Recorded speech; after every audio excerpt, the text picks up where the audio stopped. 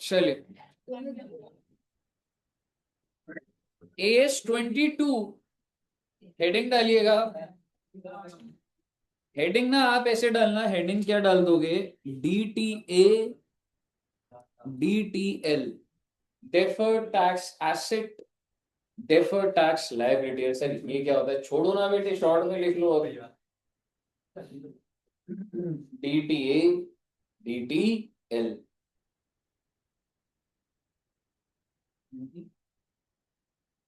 चलिए, अब एक बार कुछ पहले डेफिनेशंस लिखते हैं और फिर मैं आपको प्रैक्टिकल कनेक्ट करूंगा। कुछ ही करना आपने।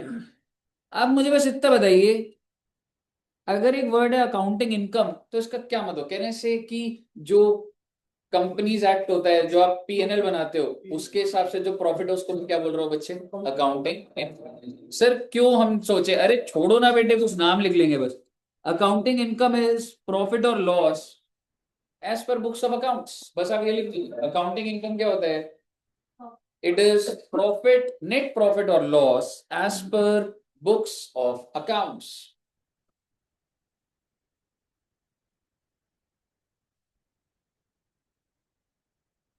ठीक है बच्चे। एंड जस्ट आगे सिर्फ शॉर्ट में प्रॉफिट बिफोर टैक्स, टैक्स अभी माइनस नहीं हुआ। तो क्या लिखना बताना। Accounting income is net profit और loss as per books of accounts. Accounting income is net profit और loss as per books of accounts, और उसको लिख देना PBT, प्रॉफिट बिफोर टैक्स। एक बार जरा आप टैक्सेबल इनकम को रीड करिए और बताइए ये कौन सी इनकम है।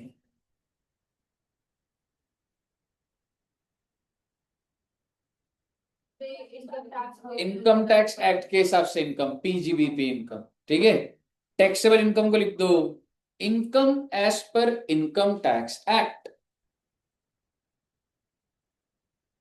Income as per income tax act, तो ये अकाउंट्स के हिसाब से हो गई, ये टैक्स के हिसाब से।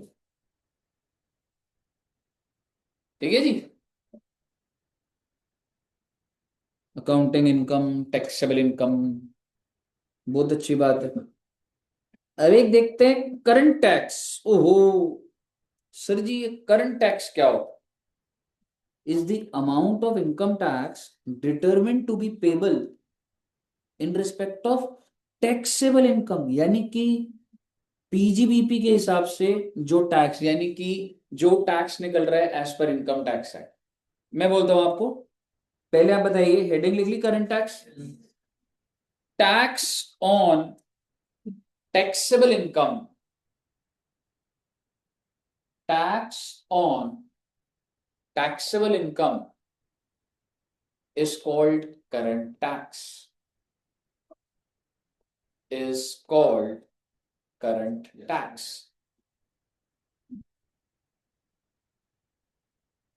ठीक है बच्चे, लास्ट लिखिएगा, टैक्स एक्सपेंस, सॉरी, लास्ट लिखिएगा टैक्स एक्सपेंस।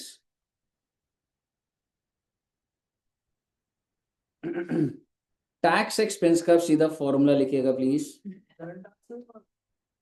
टैक्स एक्सपेंस का फॉर्मूला एक बार, current tax plus deferred tax. अरे सर ये क्या होता है, छोड़ो ना बेटे, सिर्फ फॉर्मूला लिखो। टैक्स एक्सपेंस को लिख दो बस, current tax plus deferred tax. अभी कुछ दिमाग नहीं लगाना आपने। और आप ऐसे भी लिख सकते हो, उसके नीचे लिख देना टैक्स एक्सपेंस इक्वल टू, यहां लिख देता हूं, टैक्स एक्सपेंस इक्वल टू, एक तो होता है current tax plus DTL minus DTA। Sir ये क्या होता है, छोड़ो ना बेटे, अभी सब सामने आती जाएगी। और टैक्स एक्सपेंस को आप कह सकते हैं tax as per accounting income, tax as per accounting income. अब ये सब क्या झमेला चल रहा है सर? आप समझिए, मैचिंग कॉन्सेप्ट पता आपको क्या होता है? कि अगर मैं अभी 25-26 में हूं, तो 25-26 का खर्चा शुड बी कंपेयर्ड विद 25-26 की इनकम। ऐसा ही है ना? भारत देश में क्या होता है बच्चे, अगर मैं एक छोटा सा, अभी इसको आप नोट मत करना, मैं मेरे को प्रॉपर एग्जांपल दिखाऊंगा। अगर मैं आपको एक छोटा सा एग्जांपल दूं, तो भारत देश में क्या होता है, मान लो ये स्टेटमेंट ऑफ पीएनएल है, यानी कि मैं अकाउंटिंग इनकम की बात कर रहा हूं, और अगर मुझे कोई इनकम हुई, मान लो 100 रुपए, कॉस्ट वॉस्ट माइनस कर दिया मैंने, मुझे 100 रुपए, क्या आप मुझे बता सकते हैं इस पे कितने का टैक्स लगता है? 30%। जनरली कंपनीज को कितने रुपए? 30 रुपए। तो ठीक है, सब बच्चे एकदम अब ये सोच रहे हैं सुरेश जी क्या बोलेंगे। ठीक है, नहीं नहीं, मैं पता है क्या है? सर्दी तो है भाई, मतलब थोड़ी। ठीक है, बट एनीवेज, अगर आप मुझे बताइए इधर का ऑन करना है तो बता दो, मैं जैकेट पहन लूंगा पहले। हाँ, अगर करना है तो कर लो। अरे उसने वहां का और पे क्या पता रिकॉर्ड। नहीं, वो तो मैडम ने करवाया थी, मैं बोल नहीं रही मैडम कुछ, उन्होंने ही कराया। अगर इधर का करना है, अगर करना है तो आप देख लीजिए।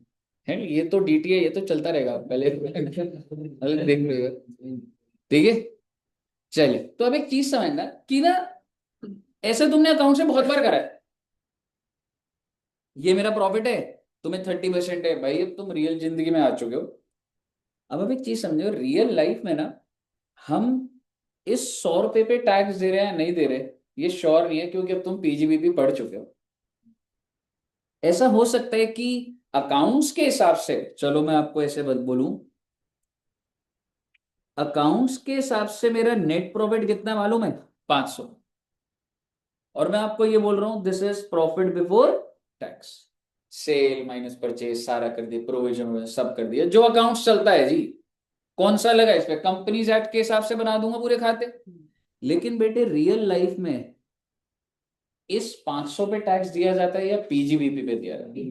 Assuming he has no other heads right now, वैसे तो टोटल इनकम पे होता है, बट अगर मैं बिजनेस टू बिजनेस देखूं तो PGBP. And let me tell you, PGBP के हिसाब से इनकम कितनी आ रही है? हो सकता है इसने कोई एसेट खरीदा हो साइंटिफिक रिसर्च का, जिसपे 100% डिडक्शन मिल गई हो, ज्यादा डिडक्शन मिल गई हो, जिस वजह से मेरे अकाउंट्स का प्रॉफिट तो ऊपर आ रहा है, पर पीजीबीपी कम आ रहा है। क्यों नहीं हो सकता है? बिल्कुल हो सकता है। यानी कि मेरी अकाउंटिंग इनकम है 500, और मेरी टैक्सेबल इनकम कितनी है? 200। मुझे जो गवर्नमेंट को टैक्स देना है वो किस इनकम पे देना होता है? अकाउंटिंग पे या पीजीबीपी पे? एग्जैक्टली। रियल तो सरकार जो मांगेगी वो तो पीजीबीपी के ऊपर मांगेगी।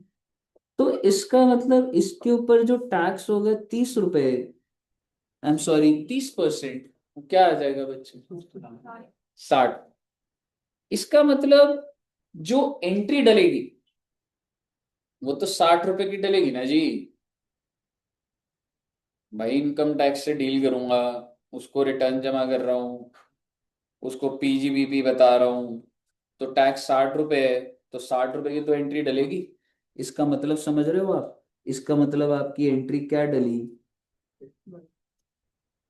Tax expense debit. आप इसको टू कैश कर लो या आउटस्टैंडिंग कर लो, इंपॉर्टेंट बात यह है कि भाई मेरा 60 रुपए का खर्चा मैं डेबिट कर रहा हूँ। आप अभी के लिए टू कैश ले लीजिए 60। ऐसा करने से आपको पता है क्या हुआ? अगर मैं अकाउंट्स के अंदर हूं, अगर मैं पीएनएल के अंदर हूं, तो आपको पता है आपकी इनकम जो थी, मैं इधर लिख रहा हूं, मान लो मेरा ग्रॉस प्रॉफिट ही था सीधा सीधा 500 का, छोड़ो ना, मैं उधर डेबिट नेट लो क्या वो छोड़ो, आप एक बार अकाउंटिंग है कोई जो ग्रॉस वर्ड एक और कोई खर्चा नहीं है। तो आपके हिसाब से आपने टैक्स कितना रिकॉर्ड करो, सिस्टम में जा रही है नहीं एंट्री, देखो ना बेटे, ये ग्रॉस प्रॉफिट आ गया पहले आपको समझ, ठीक है। तो ये था, और पीजीबीपी के हिसाब से कितना था, 260 रुपए का टैक्स है। तो मैंने एंट्री क्या डाली, टैक्स एक्सपेंस टू दिस, और अगली एंट्री क्या डाल दूंगा, पीएनएल टू टैक्स एक्सपेंस 60 रुपए, यानी कि यहाँ पर टैक्स का खर्चा आ गया टैक्स एक्सपेंस। रादर मैं एक चीज करेक्ट कर देना चाहता हूं क्योंकि वर्ड पे काफी वो है, I think I should write this as current, क्योंकि मैंने आपको जो डेफिनेशन में लिखा है, जो टैक्स जो इनकम टैक्स के ऊपर, जो पीजीबीपी के ऊपर जो टैक्सेबल इनकम पे लग रहा है उसको करंट टैक्स बोला जा रहा है ना, तो करंट टैक्स टू बैंक ज्यादा अच्छा होगा। तो आप क्या लिख दोगे, करंट टैक्स लिख दिया सारा। यहां तक पहले आपको बात समझ आई, रियल लाइफ में ऐसे ही चल रहा है अभी, आप सुनना, ये स्टैंडर्ड अभी स्टार्ट नहीं हुआ। क्या बाहर की दुनिया में जो कंपनीज हैं उनकी अकाउंटिंग इनकम और पीजीबीपी इनकम सेम होगी या अलग होगी, 100% अलग। तो इसका मतलब उनकी जो इनकम है वो इधर आ रखी है क्रेडिट साइड में, लेकिन रियलिटी में जो टैक्स पे हो रहा है वो 200 के ऊपर हो रहा है। तो 200 के ऊपर जब मैं टैक्स पे करता हूँ, ठीक है, तो assuming there is no TDS no advance, क्योंकि उन एंट्री में तो और कॉम्प्लेक्सिटी आ गई, क्योंकि ले दे के खर्चा तो कितने रुपए का है, 60 रुपए। तो मैंने ये एंट्री डाली, तो जब मैंने ये एंट्री डाली तो मेरे पीएनएल में ये जाके यहां पर, पहले बताइए यहां तक क्लियर है। Now comes matching concept. Matching concept कहता है कि मैं जितनी इनकम दिखा रहा हूं, टैक्स उस इनकम पे तो नहीं आ रहा ना sir. Matching concept next level जा चुका है बेटे। मैचिंग कॉन्सेप्ट सिर्फ अब आपका ये नहीं है डेबिट पे खर्चे क्रेडिट पे इनकम। मैचिंग कॉन्सेप्ट कह रहे हैं कि मैं इनकम दिखा कितनी रहा हूं, 500, पर मैं टैक्स कितनी इनकम पे बुक कर रहा हूं, 200। अब वो लोग बनता ही इतना है, समझ रहे हो। तो आप मुझे बताइए, सरकार कहती है कि आपने अभी अगर 200 पे करा है ना, इसका मतलब आपने कम पे करा। ये जो दोनों के बीच में डिफरेंस है, अकाउंट्स कह रहे हैं 500 की इनकम, टैक्स कह रहे हैं 200 की इनकम, इस डिफरेंस को मैं बोल रहा हूं टेम्पररी डिफरेंस। क्यों, अरे सर प्रोविजन का हेर फेर है, आज मुझे वहां डिडक्शन मिल गई, अगले साल में वहां डिडक्शन मिलेगी नहीं, तो ये वाली इनकम ज्यादा हो जाएगी। ये जो डिफरेंस का कारण है, ठीक है, देखो, अकाउंटिंग इनकम और टैक्सेबल इनकम का जो डिफरेंस का कारण है वो दो, एक हो सकता है परमानेंट डिफरेंस कि ये तो रहेगा ही रहेगा, और एक होता है टेम्पररी डिफरेंस।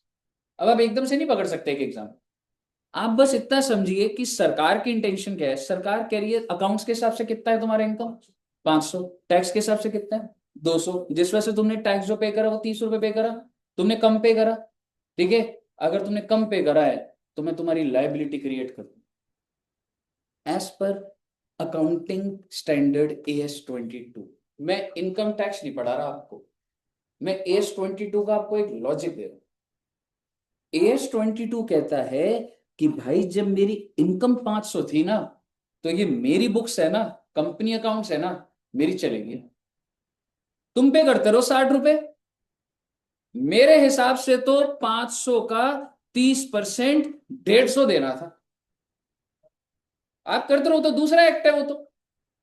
और कोई उस आपसे पूछे कि क्यों जी ऐसा क्यों, वो कह रहे मैचिंग कॉन्सेप्ट, अगर प्रॉफिट अगर मेरा ज्यादा है तो मैं इसी साल ही टैक्स दूंगा, तुम वो तो अथॉरिटी है वो तो। तुम उसे दो दो नहीं दो ना दो, उससे मेरे को क्या करना। अगर मैं इनकम आज दिखा रहा हूं तो मैं इस इनकम के ऊपर टैक्स भी आज ही दिखाऊंगा, इररिस्पेक्टिव रियलिटी में how much you are paying just 60।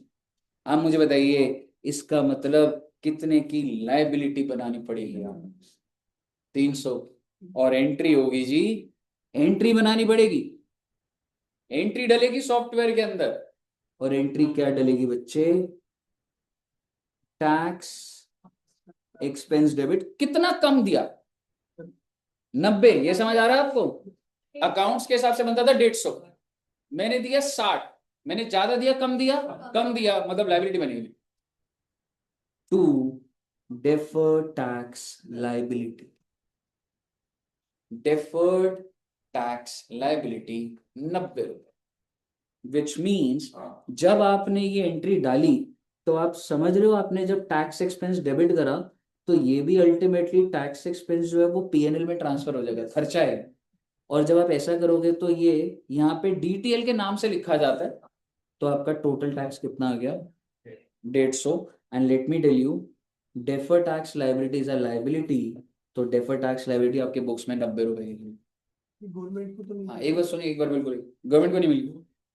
सरकार का पॉइंट ये है कि अगर तूने अकाउंट्स के हिसाब से 500 कमाया ना, तो तेरे को जो इनकम टैक्स वालों को देना है वो तू दे, उसको खर्चा बोल दूंगा, पर जितना 500 के हिसाब से जो 150 था ना, बचा हुआ लाइबिलिटी को, बिकॉज अगर, हाँ देना किसी को नहीं, और ये अपने आप खत्म हो जाएगा। मैं जब जॉब कर रहा था एयरटेल में, मेरी यही प्रोफाइल थी AS22 के ऊपर, और ये बहुत कॉम्प्लिकेटेड प्रोफाइल होती है, क्योंकि ये आपको मैं बताता हूं, ये धीरे धीरे अपने आप खत्म हो जाता है। आज पीजीबीपी कम है, कितने से कम है, 300, अपने आप ये फैक्टर इन कर लेगा उसको। लेट सपोज डेप्रिसिएशन, अकाउंट्स दे रहा है 10% डेप्रिसिएशन, टैक्स दे रहा है 20%, टैक्स में ज्यादा मिलेगी, लेकिन कुछ टाइम बाद तो इक्वेट हो जाएगा अपने आप। तो जो तुम स्टार्टिंग में बनाओगे ना वो अपने आप रिवर्स होगा, पूरा एग्जाम्पल बनेगा जी, अभी चिंता मत करो आप बस इतना समझो। अगर मैं इस केस में अभी बोलूं कि लिखने का तरीका और थोड़ा सा आपका शॉर्ट होए, अगर मेरी अकाउंटिंग इनकम है बच्चे 500, टैक्सेबल इनकम है 200, इस डिफरेंस को बोला जाता है टाइमिंग डिफरेंस या टेम्पररी डिफरेंस। कितने का डिफरेंस है, 300। What is my tax rate, 30%, और क्या बन जाएगा जी, DTL। अब ये आपको वो, अब सर DTL क्यों बन रहा है, ये कारण भी देख के और वो है, पर अब ये समझो ना, क्योंकि अभी आपके दिमाग के अंदर की कैलकुलेशन है कि मेरा टैक्स कितना बन रहा था, 60 रुपए का, बनना कितना चाहिए, मतलब मैंने कम पे कर रहा, और अगर मैं कम करूं तो मेरी जिंदगी में लायबिलिटी आनी चाहिए। ये बैकएंड का एनालिसिस है, because you are ultimately paying less.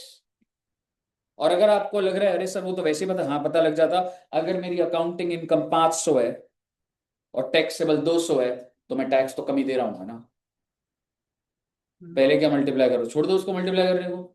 अगर मैं अकाउंट्स के हिसाब से 500 दिखा रहा हूँ, पीजीबीपी के हिसाब से 200 दिखा रहा हूँ, so I am paying more tax और less tax. Less, if you are paying less you have to book a liability. और अगर इसी चीज को मैं बोलता, सर मेरी अकाउंटिंग इनकम है 500, टैक्सेबल इनकम है 900 रुपए, so how much is timing difference, नहीं नहीं sorry, how much is timing difference, 400। What is the tax rate, 30%। चलो 30 भी मैं बिना सोचे ऐसे 120 निकाल सकता हूं, बट दिस इज DTA और DTL। DTA होता है if you are paying more। अब आप मुझे बताइए,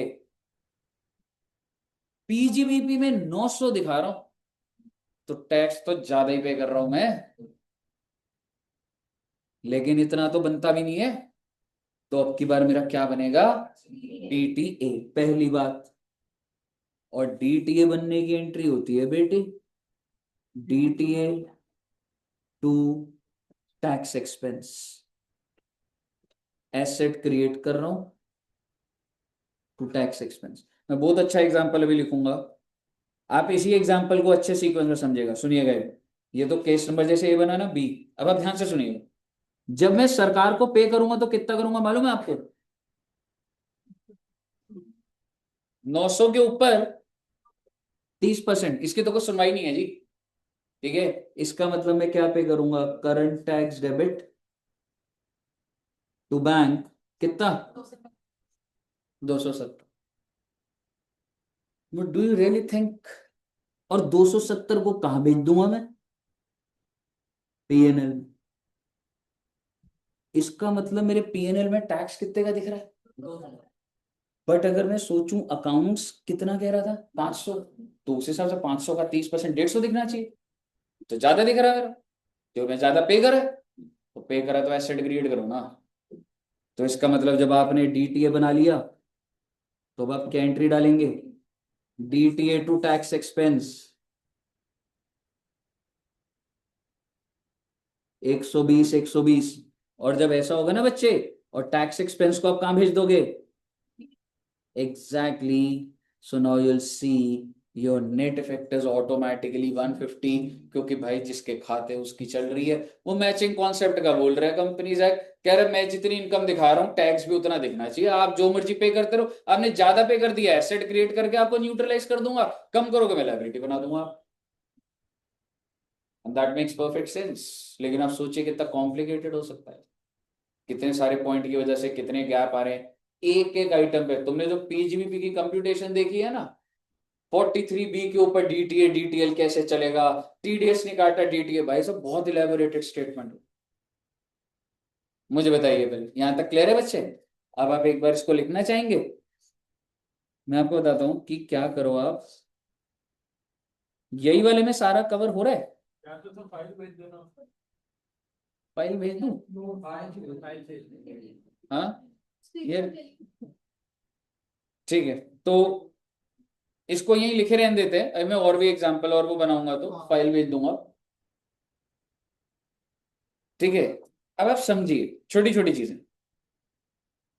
और आपको चलो मैं सबसे अच्छी चीज है डेप्रिसिएशन का एक केस बनाऊंगा। चलिए सर, मैंने ना एक फिक्स्ड एसेट खरीदा, और वो फिक्स्ड एसेट है 1000 का, और उस फिक्स्ड एसेट की लाइफ है 5 years। But let me tell you, this is a 35 AD type of fixed asset, और this is a scientific research. चलो छोड़ो, ज्यादा आसान हो जाएगा। लाइफ है 5 साल, इसका मतलब आप ये समझ रहे हो कि रेट मोटा मोटी 20% पर एनम ऑन SLM है। आप ये समझ पा रहे हो, बहुत अच्छी बात है। और अगर मैं आपको बोलूं, ये एज पर अकाउंट्स है, मैंने एक एसेट खरीदा 1000 का, मेरे को उसे डेप्रिशिएट करना है, अकाउंट्स के हिसाब से 20% ऐसे करते करते कह सकता हूँ हर साल कितने की डेप्रिसिएशन आएगी, 200 रुपए की आएगी, 5 बार वैल्यू जीरो हो जाएगी। सर अब जरा टैक्स का रेट भी बता दो, depreciation as per income tax act, ये मैं आपको कह रहा हूं 25% ऑन SLM। यानी कि पहले साल 250, फिर 250, फिर 250, फिर 250, 5वें साल कुछ भी। आप ये समझ रहे हो कि ये 1000 रुपए की डिडक्शन अकाउंट्स भी दे रहा है आपको, अकाउंट्स कितने साल में दे रहे हैं, लेकिन टैक्स 4 साल। पर डिडक्शन तो सेम ही दे रहे हैं, सिर्फ टाइमिंग का ही तो गैप आ रहा है। इसी को बोला जाता है टेम्पररी डिफरेंस। टेम्पररी डिफरेंस है कि ये सिर्फ टाइम का हेर फेर है, मिलनी वहां भी है डिडक्शन। जैसे साइंटिफिक रिसर्च 100% मिल जाती, और अकाउंट्स में तुम लाइफ के हिसाब से कर रहे होते, समझ रहे हो। तो आपने टैक्स में जैसे देखा कि सर अलग अलग टाइमिंग गैप हो रहा है ना, बस ये ठीक है। तो अब इसको कैसे बनाएंगे सर, अब आप ये देख सकते हैं, क्या आप मुझे बता सकते हैं कि how much depreciation is as per accounts, year 1, year 2, year 3, year 4, year 5, 200, 200, 200। ठीक है बच्चे, how much depreciation you have allowed as per income tax act, 250, 250, 250, 250। आप इस बेसिस पे सिर्फ ऐसे निकाल सकते हैं कि इसका मतलब टाइमिंग डिफरेंस कितने का है, 50 का, 50, 50, 50, और ये हो गया 200। उसका साइन आप एक एक पैटर्न ले सकते हैं, जरूरी नहीं है माइनस। आप ऐसे कर लो, 250 माइनस 200, 250 माइनस 200 कर रहा तो मैंने आखिरी 0 माइनस 200, नहीं तो आप यूं चला लो, उससे कोई मुझे फर्क नहीं पड़ता। अब आप बता दो कि ये जो टाइमिंग डिफरेंस आया है, ये डी टी ए बनाएगा या डी टी एल, फिर इसको हम टैक्स रेट से मल्टीप्लाई कर देंगे। अकाउंट्स के हिसाब, पहले साल की बात कर रहा हूं, अकाउंट्स के हिसाब से डिडक्शन कितने की मिली? टैक्स के हिसाब से ज्यादा डिडक्शन। अगर ज्यादा डिडक्शन मिली है ना, स्टेप बाय स्टेप में ज्यादा डिडक्शन मिली है, तो मेरी पीजीबीपी की इनकम ज्यादा आई होगी कम आई होगी? कम आई होगी। डिडक्शन ज्यादा मिली है तो पीजीबीपी इनकम कम आई होगी, मैंने टैक्स कम पे करा। और अगर मैंने कम पे करा हुआ है ना बेटे, तो आपका बनेगा ये ठीक है।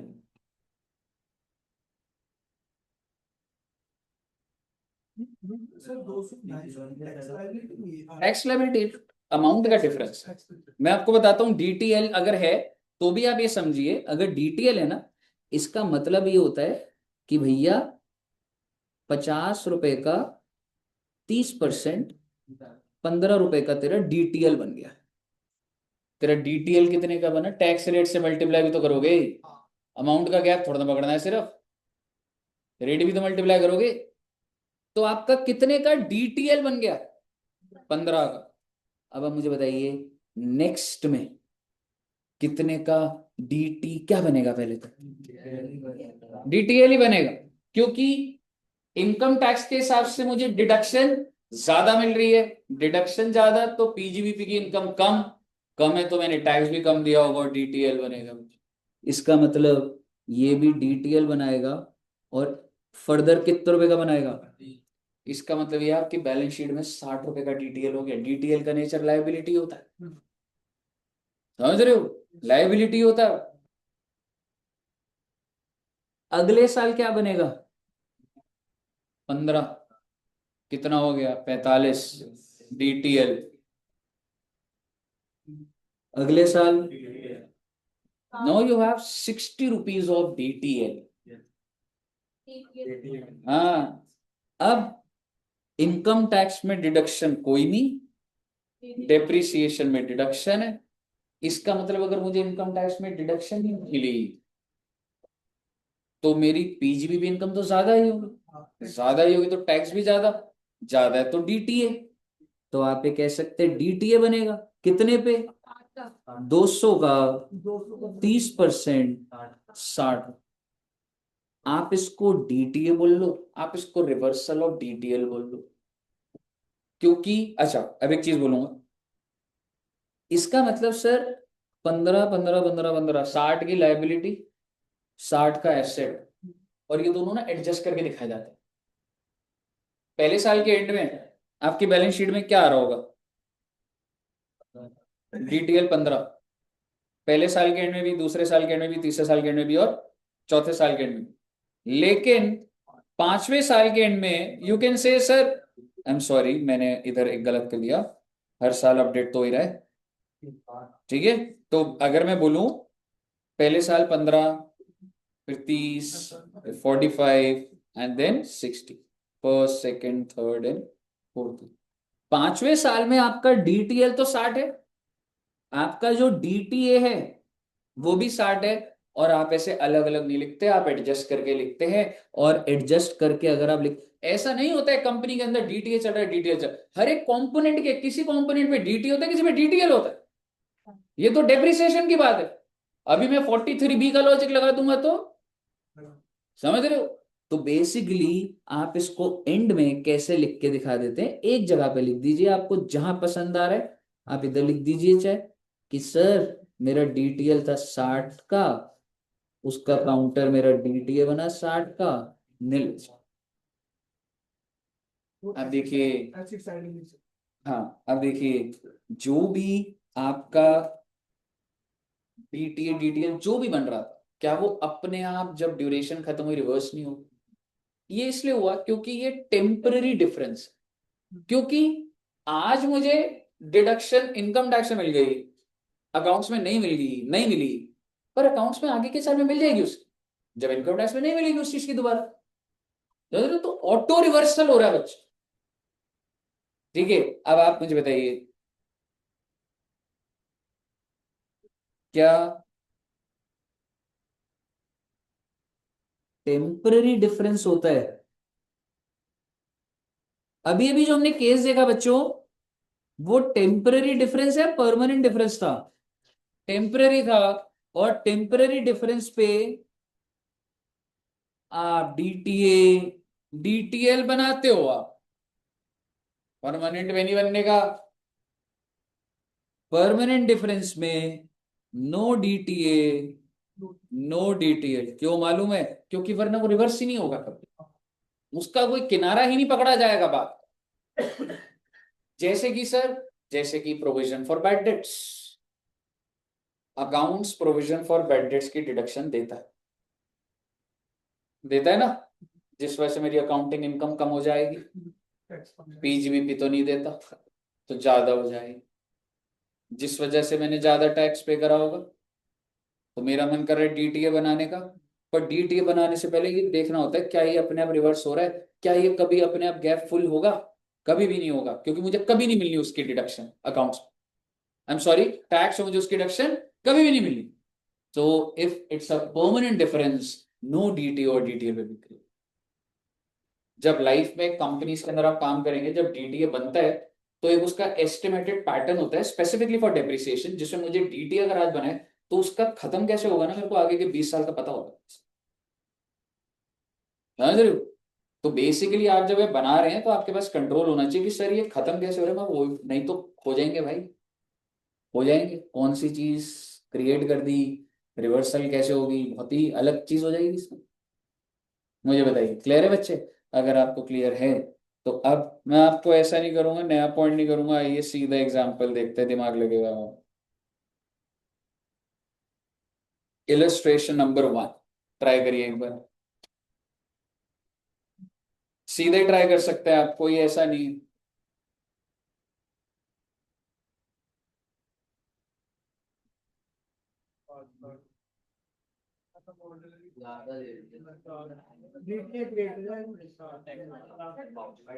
लिख लिख के ही बनाना,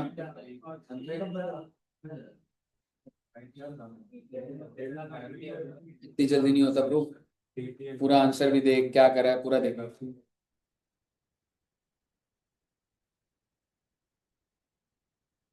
पूरा बनाना है बच्चे, पूरा ड्रिल डाउन करना आखिरी तक आंसर अपनी।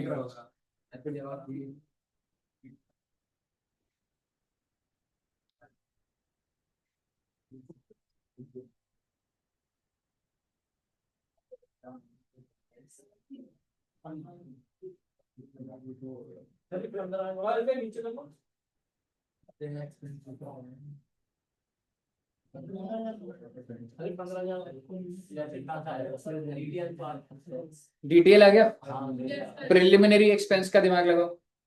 अभी भी इनकम टैक्स ने अनएमोर्टाइज होता है कि अभी भी आपको डिडक्शन नहीं मिली, as per which law, as per tax records. यानी तेरे को इनकम टैक्स ने डिडक्शन नहीं दी है 30,000 की, समझ रहे? पर अकाउंट से तो दे दी, इनकम टैक्स ने नहीं दी। अगर नहीं दी तो इनकम ज्यादा आई होगी, ज्यादा पे ज्यादा टैक्स गया होगा, तो डीटीए बनेगा उस पर। ऊपर वाले पे डीटीएल बन रहा है, इस पे डीटीए बनेगा। इसको पूरा टेबल बना के करना बच्चे सॉल्व।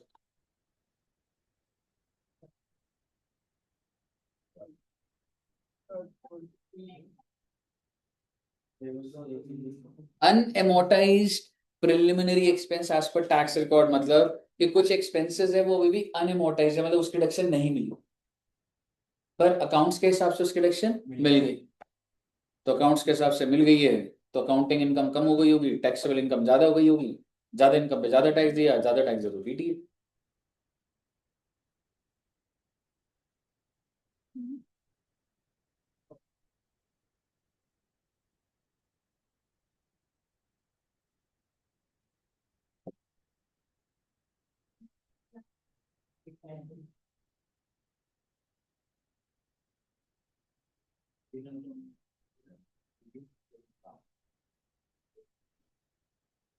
आगे वंदना जी को क्लियर है?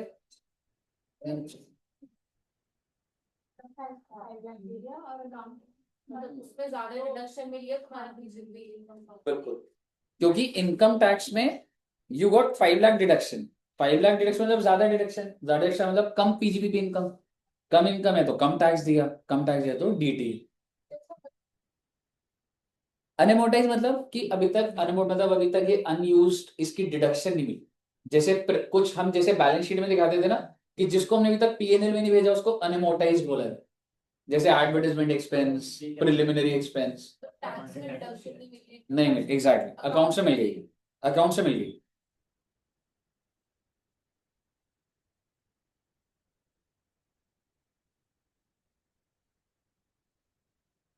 टाइमिंग डिफरेंस वाला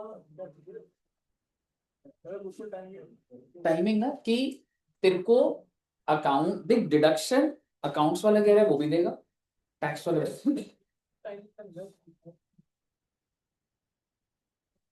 ऐसी कॉलम फालतू है। टाइमिंग टाइमिंग मतलब वो टेम्पररी डिफरेंस बोल सकता था तो उसको कि ये डिफरेंस अगर टेम्पररी है, ठीक है, तो उसके ऊपर आप बना रहे हो। अगर परमानेंट डिफरेंस होता तो मैं उसमें नहीं बनाता, बस एक वही कारण। वो टाइमिंग से टेम्परेचर हो जाना है।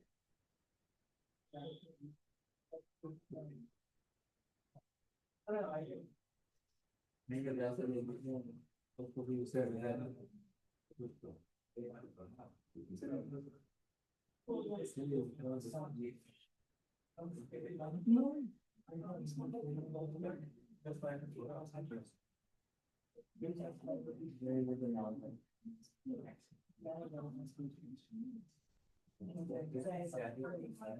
या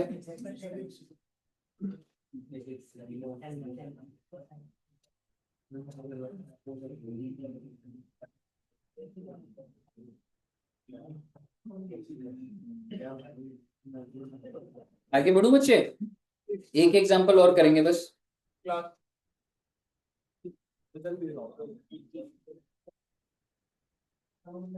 इलस्ट्रेशन नंबर 4, देखो मैं तुम्हें एक लॉजिक देता हूं पहले। भाई मेरे को 1 करोड़ का रेवेन्यू बुक करना है,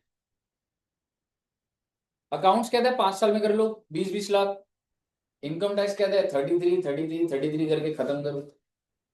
जो आपका रेवेन्यू है द सेल्स, उस पे भी तो वेरिएशन आ सकते हैं ना कॉन्ट्रैक्ट प्राइस पे, ठीक है। तो अगर मैं ज्यादा बुक कर दूंगा कम बुक करूंगा तो उससे टेम्परेरी डिफरेंस आएगा। वही ये पूरा क्वेश्चन है, स्टार्ट कर दीजिए।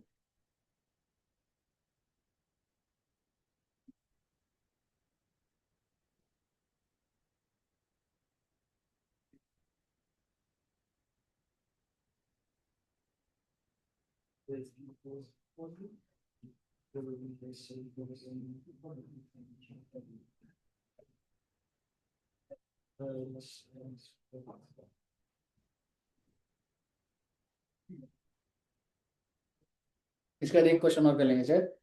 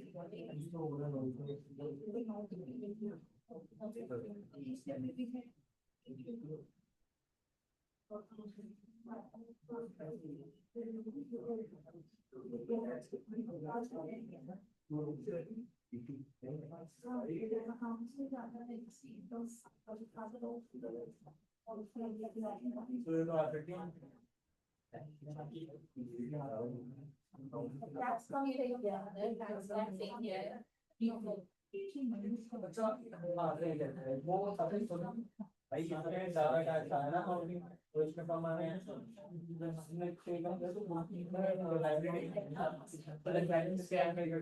हम्म,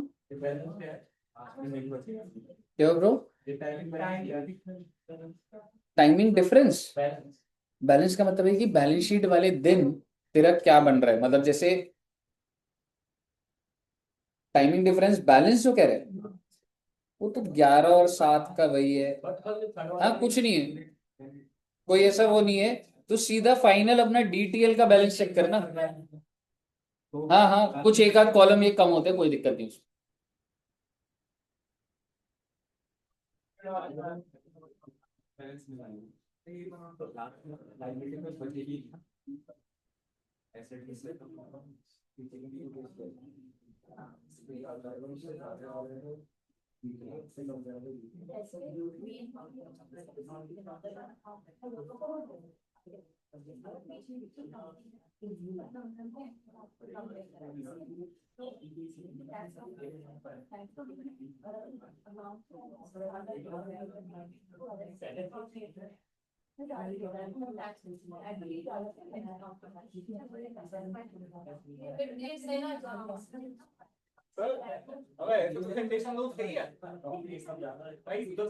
कोई नहीं, कोई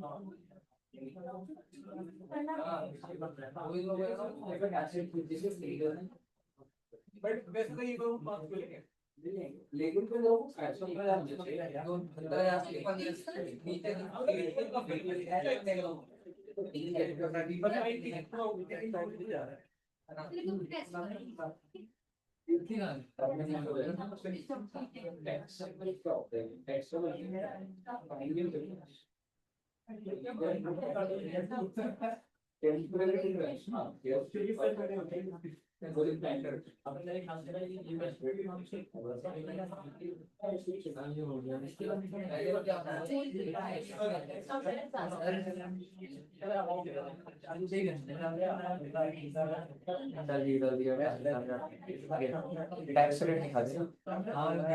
4 लाख का या 14 लाख कैसे होता है? हाँ टैक्स रेट भी डाल दे, टैक्स रेट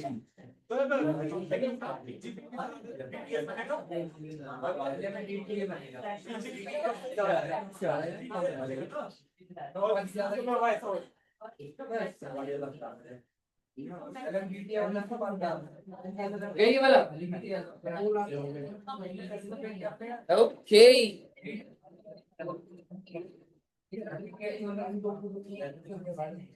आओ बेटे आओ, एक क्वेश्चन आपका इंतजार कर रहे बेटे।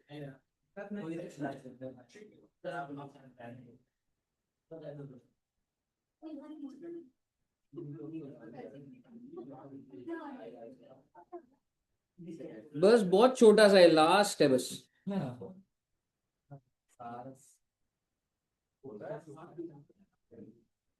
ओ माय गॉड, 43B याद है बेटे?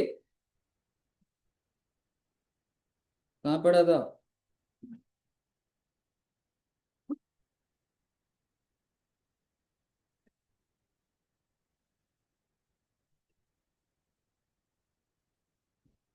चलिए,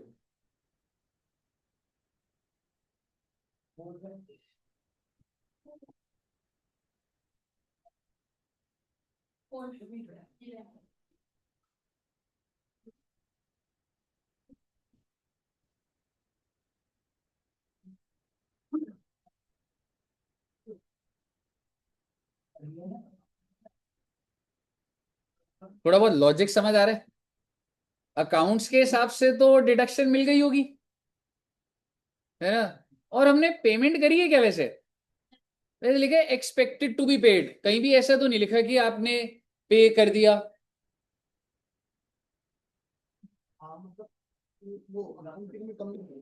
अकाउंट्स के हिसाब से तो आपको डिडक्शन मिल गई थी, टैक्स के हिसाब से मिलनी चाहिए, नहीं मिलनी चाहिए। क्यों नहीं मिलनी चाहिए? क्योंकि सर कहीं भी नहीं लिखा कि whether you have paid it और नॉट, क्योंकि 43B में डिडक्शन ऑन पेमेंट बेसिस मिलती है। तो आप मुझे बताइए, इसका मतलब अकाउंट्स की इनकम तो कम आ रही होगी, टैक्स की इनकम ज्यादा आ रही होगी। टैक्स की इनकम अगर ज्यादा आ रही है तो मैंने ज्यादा पे करा होगा, तो क्या क्रिएट करना पड़ेगा? DTA क्रिएट करना पड़ेगा। कितने रुपए का? 5 लाख का टाइमिंग डिफरेंस है, उसका 30%, 1.5 लाख रुपए का आपका क्या क्रिएट हो जाएगा बच्चे? DTA। टैक्स रेट दिया हुआ है 30%। कहिए साहब जी, क्लियर है? हालांकि इसके आंसर में एक लाइन और लिखी होगी कि DTA is to be created only if you are certain that future income will be there। अब इसका क्या मतलब मैं आपको आज नहीं समझाना चाहता, आप बस इतना समझ गए DTA बन रहा है, ठीक है, ठीक है। बट एक बात आपको बता दूं, अगर आप एसेट बना रहे हैं तो आपके पास एक सर्टेनिटी होनी चाहिए कि ये फ्यूचर में खत्म भी हो जाए। अब ये एक अलग थॉट प्रोसेस होता है जो हम नेक्स्ट क्लास में फिर वो स्टार्ट करेंगे, ठीक है बच्चे? नेक्स्ट क्लास में आराम से। नहीं तो अकाउंटिंग स्टैंडर्ड तो हो जाते हैं खत्म कुछ भी। हाँ हो जाते हैं। अभी करना है क्या 15-20 मिनट में? नेक्स्ट बात करते हैं। ठीक है, आप अच्छे हो गया, मजा आ रहा है। ठीक है, चलिए, okay, thank you very much, bye bye bye bye.